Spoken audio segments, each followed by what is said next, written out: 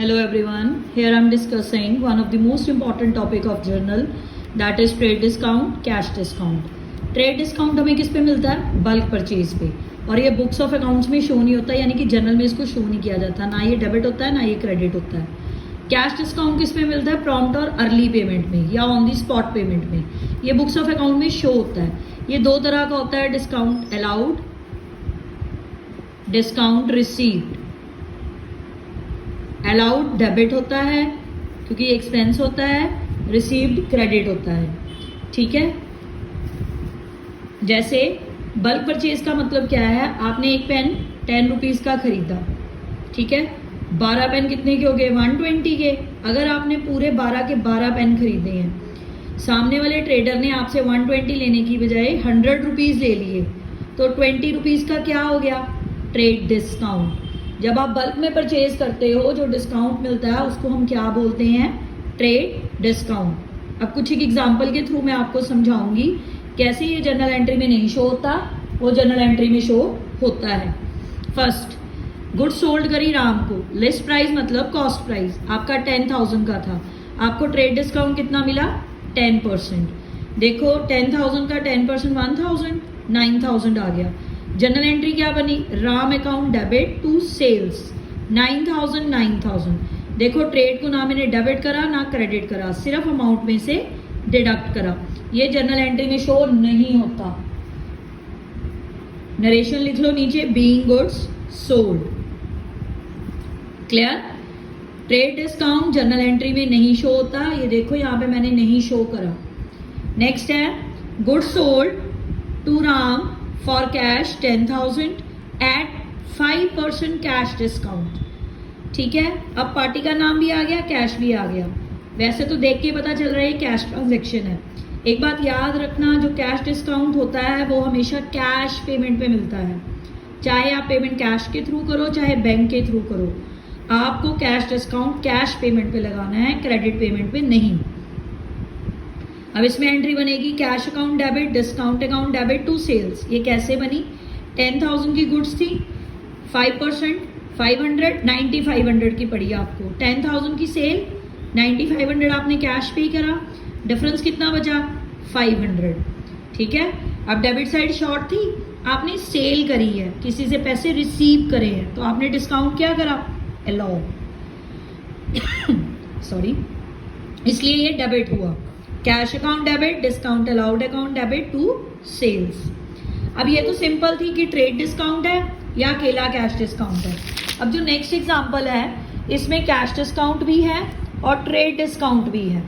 ये कैसे करते हैं? 25,000 की गुड्स आपने परचेज करी शाम से, ठीक है, 25,000 पे पहले 20% ट्रेड डिस्काउंट माइनस करो। सबसे पहले ट्रेड डिस्काउंट माइनस करो, 20,000 आ गया, फिर आप 5% कैश डिस्काउंट लगाओ। ठीक है, याद रखना अगर ट्रेड और कैश इकट्ठा हो तो पहले ट्रेड माइनस होता है फिर कैश लगता है। ठीक है, अब 20,000 पे कैश डिस्काउंट लगेगा, 5% कितना आ गया? 1,000 19,000। अब जनरल एंट्री कैसे करोगे? अब देखो पार्टी का नाम भी है, कहीं कैश वर्ड नहीं यूज हुआ पर कैश डिस्काउंट है। मैंने अभी आपको बोला कैश डिस्काउंट हमेशा कैश पेमेंट में मिलता है, इसलिए ये जनरल एंट्री कैश की है। Purchases account debit to cash account to discount account. Purchases में आप कितना लिखोगे? 20,000 लिख दिया। 1,000 का आपको डिस्काउंट मिला, डिस्काउंट रिसीव्ड। रिसीव्ड बट नहीं भी लिखोगे चलता है क्योंकि credit shows it is an income. To cash to discount received. 19,000 पे करा आपने, 1,000 आपने रिसीव करा। क्लियर? अब थोड़ी सी मुश्किल हो जाएगी। Next example, one step upward. देखो 25,000 की गुड्स है, ट्रेड डिस्काउंट है 20%, 5% कैश डिस्काउंट है, पर पूरी पेमेंट कैश में नहीं हुई। कितनी हुई? 70%। उसका भी हाफ आगे किसमें दिया उसने? चेक में। आई रिपीट, पूरी पेमेंट कैश में नहीं हुई, 70% कैश में हुई। 70% भी आगे स्प्लिट हो गया, हाफ बैंक में जाएगा हाफ कैश में जाएगा। अब ये करते कैसे हैं? पहले कैलकुलेशन करो, ट्रेड डिस्काउंट माइनस करो 20%, 5,000 आ गया 20,000। अब याद रखना ट्रेड डिस्काउंट माइनस करने के बाद जो अमाउंट आएगा उसका 70% करना है, 25 का नहीं करना, ठीक है। जो ट्रेड डिस्काउंट के बाद अमाउंट आएगा उसका हमने 70% करना है। 70% कितना आ गया? 14,000, दैट इज इन कैश। तो 30% किस में आ गया? क्रेडिट में। अब 70 का भी हाफ उसने 7,000 बैंक के थ्रू दिया, 7,000 कैश के थ्रू दिया। अब दोनों पेमेंट्स ही कैश में मानी जाएंगी। अगर कोई पेमेंट चेक में भी करता है ना, वो भी कैश में ही होती है, ठीक है। और जो कैश डिस्काउंट है दोनों पे लगा लेना, 5% 350, 5% 350। अब जनरल एंट्री कैसे होगी? परचेजेस में तो 20, क्योंकि टोटल हमारे पास 20,000 की परचेजेस आई, पेमेंट हमने स्प्लिट करके करी है। कैश में 6650, क्योंकि 7,000 में से 350 माइनस कर दो, 6650। इधर भी 350 माइनस कर दो, 6650। बैंक और कैश में सेम अमाउंट आ जाएगा। डिस्काउंट में टोटल 350 प्लस 350 700, शाम में ये 6,000 जो आपका 30% क्रेडिट था। क्लियर? ध्यान से देखो, अलग अलग है। 14,000 को भी स्प्लिट करा है, हाफ हाफ में, हाफ बैंक में, हाफ कैश में, पर दोनों पे कैश डिस्काउंट लगना है। क्लियर?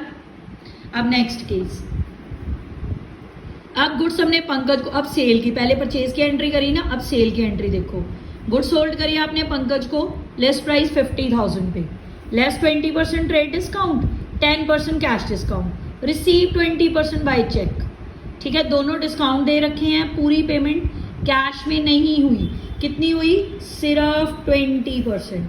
पहले आप 50 में से 20% ट्रेड डिस्काउंट, ये देखो ट्रेड डिस्काउंट भी बाई चांस 20% ही है, वो भी माइनस कर दो, 40 आ गया।